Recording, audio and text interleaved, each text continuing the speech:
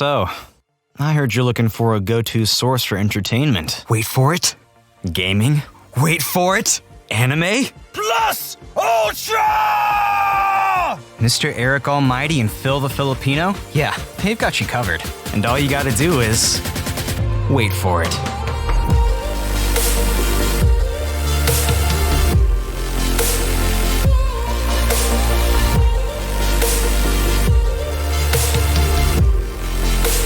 This is the Wait For It podcast. Hey everyone, welcome back to the Wait For It podcast. I am your co-host, Phil Smith, aka Phil the Filipino, and joining us as always is your other co-host, Mr. Eric Almighty. And folks, we hope you had a excellent holiday, and we appreciate you letting us take some time off as well to recharge as we turn the corner into the home stretch of 2023, which is just absolutely wild to think about. But you know, we'll have a ton of content for you in the month of December, starting off with Late to the Party for a very, very anticipated episode for, I know, a lot of us. And, you know, this is a movie, Eric, that you had seen earlier in the year. I myself watched it for the first time today. And I am a little anxious to see how this goes because I am prepared to upset a lot of people with this episode today to kind of give you guys a little precursor of how my viewing experience went. And, you know, I guess I'll just have to live with the consequences from our listeners, viewers, and also just the random people that come across any type of clip on TikTok or Instagram, wherever it is, and let me know that I have awful, awful taste. So however it goes, Eric, I guess I am prepared and strapped in for the ride. Yeah, and Phil is fresh on his viewing of Spirited Away, literally hours before we recorded this. Finally watched it for the first time. I watched this movie maybe about 6 months ago for the first time, so it's still fairly fresh for me. And we've been talking about this movie being on this series for a long time. I mean, obviously we had to get the heavy hitters like Paddington out of the way. But once we did that, what's the next most iconic figure? And it's some of the characters here in this film. It's an iconic movie. It's going to be polarizing because I don't necessarily disagree with what you probably think, but I will also say that I have seen the movie more than once, and I think that's a huge, huge impact to not only the viewing experience the second time around, but the experience of enjoyment of what you're seeing and the appreciation. We're going to get into it. That's what Late to the Party is all about. So obviously, we're going to be going into spoilers. If you haven't seen Spirited Away, this is your warning. But Phil, why don't we get into it? What did you think of Spirited Away? Maybe give us a synopsis before we kind of jump into it. Yeah, Spirited Away, of course, for those of you, if you're not familiar, is one of these highly heralded Studio Ghibli films, right? In this animated feature by famous Japanese director Miyazaki, 10-year-old Chihiro and her parents stumble upon a seemingly abandoned amusement park after her mother and father are turned into giant pigs. Chihiro meets the mysterious Haku, who explains that the park is a resort for supernatural beings who need a break from their time spent in the earthly realm, and that she must work there to free herself and her parents. And this is, as I don't think I mentioned it this time around, this is my first Studio Ghibli film as we prepare to go see The Boy and the Heron or later on this week. A little bit of a preview for you guys. That will be next week's international feature episode. Super excited for that. But, you know, this is regarded, Eric, as one of the best, not just animated films of all time, but one of the best films of all time. And that's why I am going to be extremely respectful when it comes to this conversation, because I know this film is held in very high regard and is very near and dear to a lot of people's hearts for various reasons. And I can see why in certain elements while watching this film, why that is. And again, this came out in 2001 and it won an Oscar in 2003. I am a little curious about that gap. I didn't go back and look like why there was a 2-year gap in between it winning. Maybe it's because that when it came to the West, that's probably why it won in 2003. That's what I would assume. So animation, stunning, really, really beautiful characters, beautiful locales, beautiful environments. Loved all of that. There's obviously a whole bunch of symbolism going on in this film as well. And those are the things that definitely stand out for me. But I would be hard pressed to give you character beats or character moments that resonated with me because I was just so caught up in how incredibly strange this film is. And I think that is a Studio Ghibli Miyazaki thing. And that does make me a little concerned for our viewing of The Boy and the Heron. But as you mentioned, I am glad that I watched this first to kind of get prepared for maybe what our viewing experience is going to be. But again, and it's actually kind of funny that I'm talking about it being weird because I am wearing, shout out to Urban Weirdo, my shit just got weird t-shirt. That's a perfect example for how I felt watching this movie because again, it's just very strange and I could not get into it the way that I wanted to, and that did disappoint me. That's understandable. I mean, this movie is a journey, and there's a lot going on. Phil, I usually criticize films a lot for being all over the place, but this movie really, I don't know, this is one of the first movies I've seen, especially upon a rewatch, where I just kind of got immersed in the world, and shit just happening was kind of okay for me. And that's not a normal viewing experience for me. I usually need to have it make sense and I need to fully understand it. But I don't know, I didn't feel that way with this film. Maybe that's because not only is the animation spectacular, I know there have been some remasters to it, but it holds up very strongly. The score is also amazing. And while I also didn't really relate with a lot of characters and the story is a little hit or miss, it is confusing at some points, it's really more focused on its themes more than its story. And again, I normally don't like movies like that, but I found myself not liking this movie, just like you, Phil, not really understanding the hype and enjoying it the first time. My son loves the movie, and when he put it on the second time, I thought I was going to walk away. I sat down and I watched the whole thing, and I gained a new appreciation for it. So I think that's where we're going to definitely differ. To go back to your point about the 2003 Oscars, this movie actually didn't release in the US until September of 2002.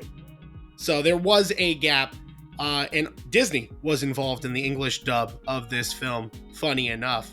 So interesting to kind of go back there and look at this. This movie, though, Phil, very polarizing, obviously. A lot of people love it. I definitely think it's one of the best animated films I've seen, as far as the way it looks and the way it sounds. But I do agree, like, the characters are a little lacking. The movie is a little weird. And the plot, kind of all over the place when it comes to understanding the world. But there's so many things, Phil, that you kind of mentioned. Like, there's a lot of symbolism, environmentalism, there's supernatural, talks about capitalism, I believe, in some senses. So there's a lot going on. Is there anything that you could take positively away from the film, outside of, all those overwhelming beats of the film? Well, for a couple of things. First, you said, your son loves this movie. He also likes Wish. So I would just like to point that out, that he got very upset about our Wish review. Wish a 5 out of 5, which I disagree with, but I disagree with Star being a good song more. So I trust his judgment over yours. I'm a star. I'm a star, just to make sure that that's correct. But you also say that, like, it's more focused on its messages than its characters, but like we have so many examples of animated films specifically doing both well. So like I don't really get that because I know a lot of people say that, but as far as symbolism, like you said, there's corporate greed, being accepted in society as far as like no face, and then that's kind of what's going on there. Definitely a whole lot of themes, but you asked as far as some of the positives. I think I mentioned those at the top of it. Like I said, it's beautifully animated, and I can certainly see why this resonates with a lot of people, but it's just so sporadic and so random and so unfocused on any type of character development, on any type of or like trying to like generate these emotional beats that I just did not resonate with. And I know a lot of people do, but for me, because the story was so all over the place, I found myself just essentially trying to run out the clock with this thing. Again, it's 2 hours long, and it's 2 hours of, again, randomness and just weird stuff happening. And again, I get all of those weird moments are layered and caked in symbolism. But when I don't care about what's going on, I don't really care about the symbolism. I watched a couple YouTube videos in preparation for this, just trying to get a better understanding and appreciation for what's going on here, and I certainly did. And again, one thing that comes across when watching all of that content, as far as when it comes to this movie, is there's an incredibly passionate fan base for this film, and that's why I'm just trying to tread extremely lightly here, because again, I don't want to be absolutely annihilated for what is already going to be an unpopular opinion. I actually did just kind of Google Spirited Away overrated just to see like what came up, and there is a unpopular opinion subreddit, and it's specifically for unpopular opinions. And Eric, I don't know that I have seen an unpopular opinion upvoted this much on this subreddit. It's 12,000 upvotes, meaning people agree with it being an unpopular opinion. The whole point is to post an opinion that is incredibly unpopular, and just full of people that were like, this may be the most unpopular opinion I've ever seen in the sub. Good job. Oh goodness, you have encapsulated the essence of the sub, because I think that's a distinctly unpopular opinion. Yay, an unpopular opinion. Murder him. That's how I feel right now. And if I were to put this out, if I were to put this in some sort of forum like Reddit, that is how people would feel towards me. So again, I hope that this isn't how I feel after seeing The Boy and the Heron. I don't think it is how I will feel, but this one just was not for me, and I really, really wanted it to be. I'm still very much open to watching the rest of them, because I know people have different tiers, different rankings for all of these, but Spirited Away was the one that I was like, oh, this is the one that I hear about the most, and I'm going to start here. And yeah, I'm disappointed in myself for not liking as much as I am disappointed in the movie as well. No, I mean, it's completely fair. Again, when I walked away from the film the first time, I did not think I was going to watch this movie again, and I definitely didn't think I was going to like it. I don't know. It does have a charm to it, and Studio Ghibli is very much like that. I am so worried for you for The Boy and the Heron. You were talking literally the other day about how excited you were, and I was like, well, why don't you watch Spirited Away first, and then tell me how you feel. So this is your fault also, because the first animated anime film that you've had me watch was Your Name. So I just want to let you know that you have set this bar to an unreachable level ever since then.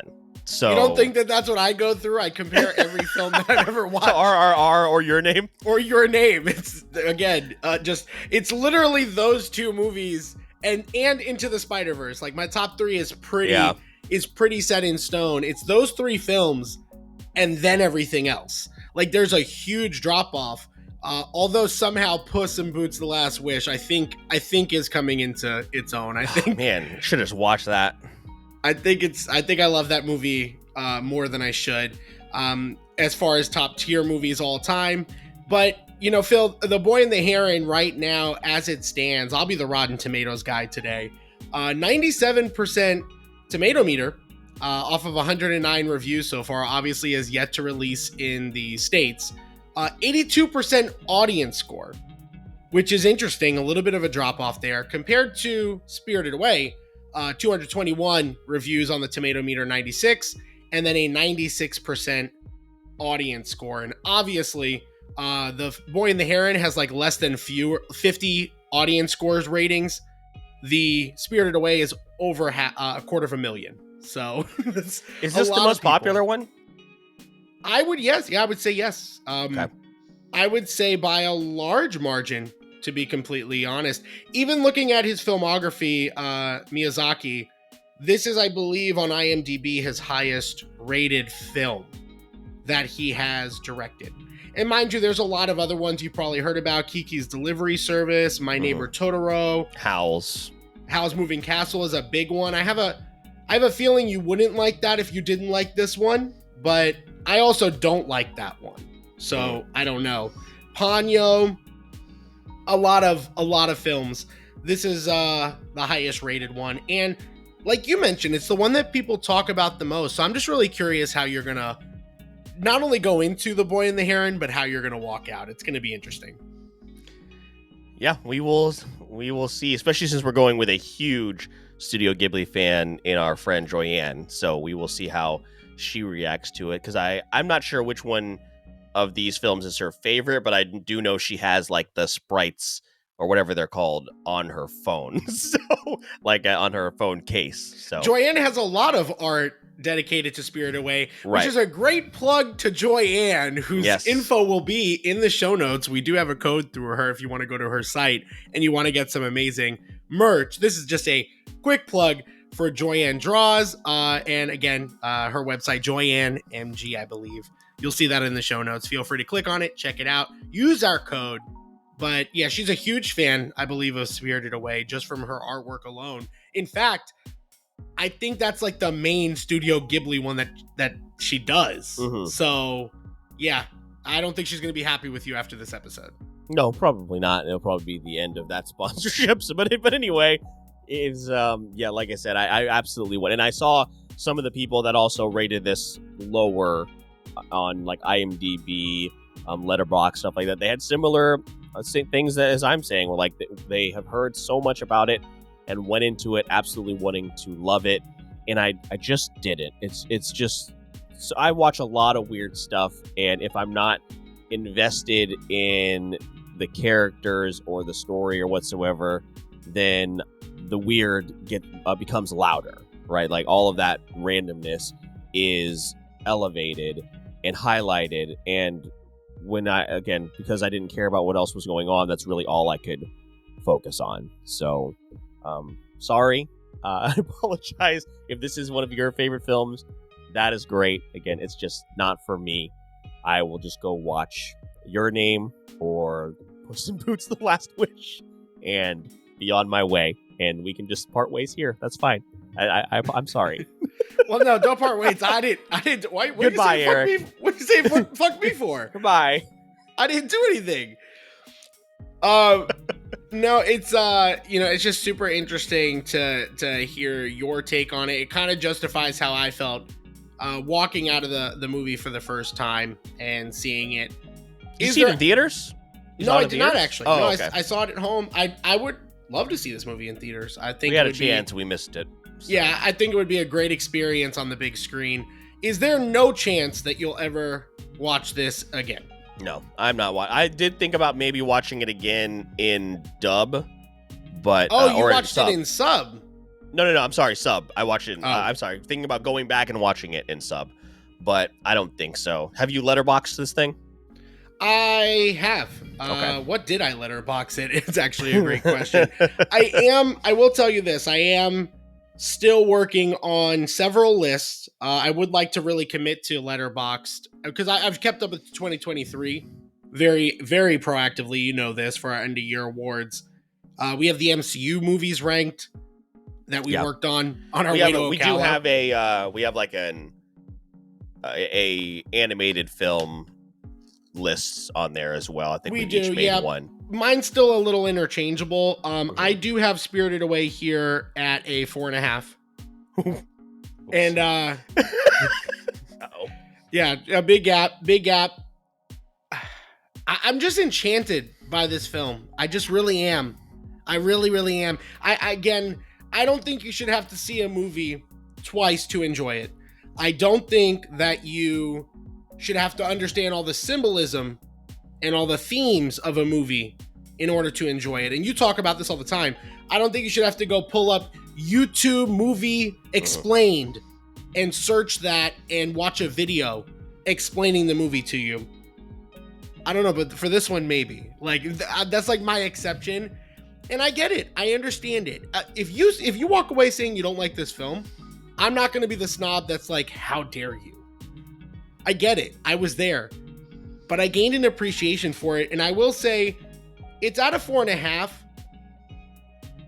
It might be more of a 4.25. And is that enough for it to really get me into the top 10 animated films of all time? It's here on my list. I'm not going to tell you where. But is it going to stay there? I don't know. I really got to work on this list a little bit more. But it has a conversation. And if it's your favorite animated film of all time, if you're listening, I totally get it. And if it's not, I get that too. Yeah, it shouldn't be. But, I... You say you don't want enemies I know, and you don't want to fight, but then you do stuff like that. I don't get it. I know. It was just the sometimes you just got to go for the troll. But no, I like I said, if you find this and I know this is a lot of people's comfort film as well, and I can see why again at certain points, but not for me. I gave it a 2.5 because again I just didn't enjoy it. So how could I? It's so disrespectful. If I didn't enjoy it, how am I going to give it a 3? If I'm going to recommend this, like I'm not going to. I wouldn't show this to my daughter. I don't think she would like it either. So I mean, she could maybe watch it with her aunt, but I don't think she would enjoy it. She's also in love with Your Name, so just like you, just like me, you set her up for failure. That's fair. I understand. I get it. I get it. Yeah, no. If I've given Your Name a 5, there's no way that I can understand that this is a 4.5. No, and again, I said 4.5. I'm gonna be honest with you. It's probably a 4. It's probably like realistically a 4. Like I might have to change that, but like that shouldn't take away from how much I do like the film. Yeah. But yeah, do I love the film? Like, no, I don't love it. It's not one of the best films I've ever seen, but just technically, it's a marvel. And I think just that alone felt like that to me, the things that I care about, everybody's Letterboxd score and everybody's scores in general are different. But for me, the score and the animation alone, absolutely a 3, which to me is I would recommend it for someone to watch and formulate their own opinion. Where 2.5, we're getting closer to Shining territory. That's the disrespect. No way. No, I couldn't do that. But I will say this as we close this out. There are absolutely like certain set pieces in this that I would frame. Like I'm not going to do that, but like I could see putting this up in a decorative setting and being like, this is stunning, this is beautiful. So I get that for sure. Yeah, you understand like why this movie is iconic. Absolutely. It's just not for me. Other than The Shining, we have understood that for most of these movies. That The Shining does have really good cinematography. It's just what they're filming is not good. It's not very good. Yeah, no. Sorry, Stanley Kubrick. It's a little disrespectful because if I recall Shin Godzilla, I believe you also gave that a 2.5. And I feel like this movie is a 3. I feel like I can convince you over time to change it to a 3 because I think you're thinking so passionately, like fresh on your mind, how much you didn't like the movie. But I think the imagery will stick with you, and I think you will get it to a 3 eventually, even without watching it. What if the imagery got it to a 2.5? Well, I mean, listen, this movie was not as bad as Shin Godzilla, and it was not as bad as anywhere. It should not be in the realm. They put at least Godzilla's in that movie. They also put 55 conference rooms. Okay, that's true. But it does have our favorite U.S. ambassador or whatever she was. I don't even know. Honestly, I forgot everything about that film the moment we saw -1. So thank goodness. Yeah. But this was our episode, guys. Like, honestly, we just wanted a chance. We have not talked about it, which, we probably should have said at the beginning. But if you've been riding with us for a while, we usually stick most of the conversation into this episode for the first time. Phil did text me, though, and gave me a pretty early indication that he was not enjoying it. So I did. I just couldn't keep it to myself because I can't remember what happened in the movie. And I was like, what the fuck am I watching? And again, totally get it. I'd be so curious if you got to this point in the episode, whether you reach out to us. Phil's about to give you all that info, but whether you reach out to us on social media, you leave a comment. If you're watching on YouTube, or you saw a clip on TikTok, whatever, and you came here, we'd love to hear from you. But Phil, let's wrap this up, late to the party. And then next up is international feature, and it's The Boy and the Heron, which we are seeing in theaters when it releases, and will be out next Wednesday, which is super exciting. So Phil, if you want to take us out for any new listeners where they can find more episodes and reach out to us. Yeah, thanks so much for checking out the podcast, whether it's your first time or if you've been here for a while. You can find everything you need in the show notes of this episode, the Linktree link. We'll have a catalog to all the rest of our content, as well as our social media pages. Instagram and TikTok are going to be your best bets. We talked a lot about Godzilla Minus One in this episode as well. If you want to see Eric and I's reviews right out of the theater, that is where you can find those over on TikTok. And if you find yourself wanting to support the podcast, you can do that a couple of ways. One of the best ways, share the content, like share it on your social media stories, tag us, let us know that you're listening, and also let other people know that they can listen and where they can listen. That is always a really, really great way to support. And leave those 5-star reviews. Apple Podcasts, Spotify, definitely drive us up the podcast charts and helps us out a ton. But if you want to support the show maybe just a little bit extra, Eric will let you know how you can do that. So in addition to all of those free options, if you do want to support us a little bit extra, you could go straight to our Buzzsprout page, which is in that link in the show notes, and you can give us a little bit of support there directly. Or if you'd like to turn that into something that you get a little bit extra of, you could go over to Patreon, where patrons like Stefan and Briar are helping support the podcast, and they're getting exclusive behind the scenes access, kind of a before and after credit of episodes like this. Also, early access in addition to many, many more perks. We're really hoping to build that platform in 2024 and even expand the perks even further. So we truly would appreciate the support. But like Phil mentioned, a like, a comment, a share, those things go so far. And we truly appreciate you, even if this is the last episode you're listening to because of Phil's terrible take. With that being said, my name is Mr. Eric Almighty. That is my co-host, Phil the Filipino. And please don't forget, we release new episodes on the podcast every Wednesday with bonus content on platforms like TikTok. And all you got to do is wait for it. So, I heard you're looking for a go-to source for entertainment. Wait for it. Gaming?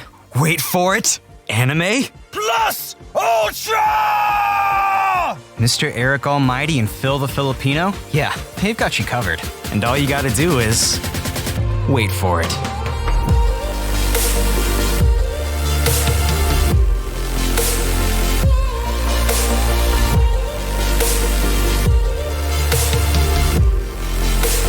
This is the Wait For It podcast.